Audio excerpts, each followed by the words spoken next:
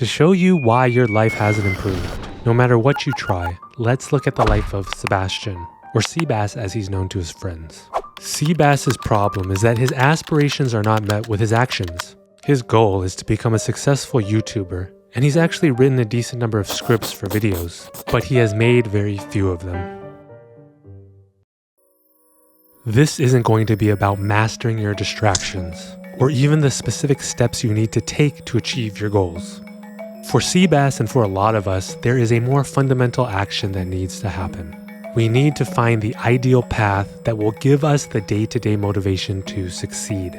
It's also very common that we convince ourselves that we are heading the right way, even though all the signs around us are telling us we're not. Let's ask Seabass some questions. How sure are you that you should be focusing all your efforts on making YouTube videos? 100%, bro. Then why haven't you made more videos?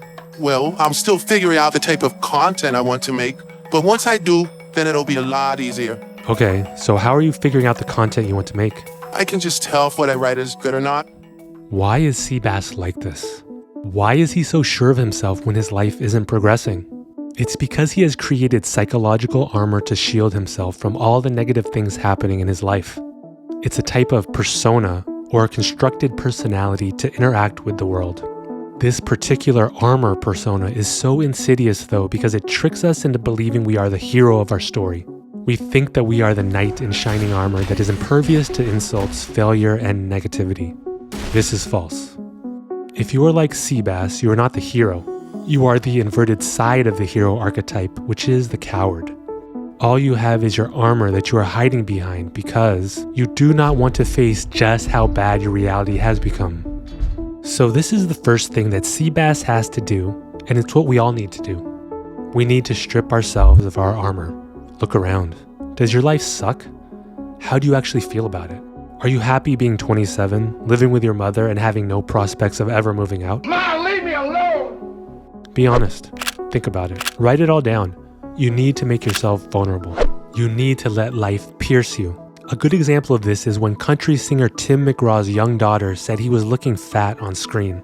For whatever reason, this insult got through to him, pierced his armor, and motivated him to go on a weight loss journey. For me, it was spending years of my life making an independent movie that was doomed for failure. This is a whole other story in and of itself. Carl Jung said, "Until you make the unconscious conscious, it will direct your life and you will call it fate." These are very wise words. Seabass hasn't felt this good in years. He's finally realized that maybe he isn't on exactly the right path. I have a question though. What do I do now? Here's a golden piece of advice. You need to choose your path in life, but you also need to let your path choose you. Start testing a different direction you could take, and it's possible that it is very similar to what you are currently doing. Keep thinking about it, and eventually you will be struck with an idea. It's exciting when it happens, but control your emotions. Just because you had an exciting intuitive insight does not mean it's going to pan out. You need to figure it out. This is what will help you though. Our lives follow a pattern when we set out on a righteous path, and we can use this knowledge to our advantage. So let's go back to Seabass. He took my advice to heart, and he started experimenting with making different types of YouTube videos, but nothing really changed. After feeling very low and taking a long reflective walk by himself, it hit him. The thing he liked most about making YouTube videos was writing the scripts. Why not just focus on the writing? This thought immediately filled him with energy, but in the following days, something happened. Seabass became gripped with fear. As a young child, Seabass's father always said it was impossible to make a living as a writer. It's probably because he tried when he was younger, but never was able to make it work. This idea gave Seabass a sinking feeling, and he even started looking for other paths, ones where he didn't have to solely rely on writing. This is a refusal of the call in mythological terms, or resistance in modern terms. If you feel this, then it's actually a good sign. Most times the right path for you is the most scary.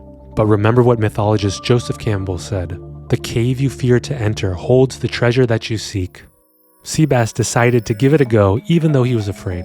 He started writing online about copywriting. He actually picked up some of this type of work in the past from his uncle. Things felt different now. He started waking up with more motivation and purpose. What happened next, though, is interesting. One of the responses Seabass wrote to a Quora post was torn to shreds by an experienced copywriter. It even got personal, and this expert suggested Seabass quit writing about this subject because he knew so little about it. As counterintuitive as it seems, this is actually a positive sign. When you are on the right path, often there will be what are called threshold guardians who will try and stop you from making any further progress. Instead of letting them discourage you though, see them for what they are, and let it motivate you that you are headed in the right direction. So this is what will eventually happen if you stay on the journey. A fortuitous and seemingly lucky event will occur. As the famous quote goes, "Be bold and mighty forces will come to your aid."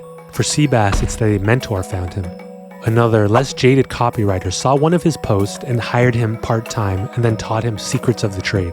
Psychologist Robert A. Johnson called these events invisible threads. They are positive occurrences that help you move forward. In his autobiography, Robert Johnson clearly lays out how completely strange events propelled him forward. One of the most striking examples is how a random friendship on a ship headed to Europe resulted in Dr. Johnson being able to attend psychotherapy school. The specifics are almost too crazy to believe, but as you continue working towards your goal, you will experience invisible threads in your life, and they will help you. Just remember, it takes time to witness these invisible threads, or lucky breaks as others call them. It took a while, almost a year, for Seabass to finally get contacted by his mentor. He thought of quitting a lot of times, but he persisted because everything around him seemed to be telling him he was on the right path. In the end, it's up to you to stick it out day to day, but I think you'll find that everything will be so much smoother when you find your ideal path.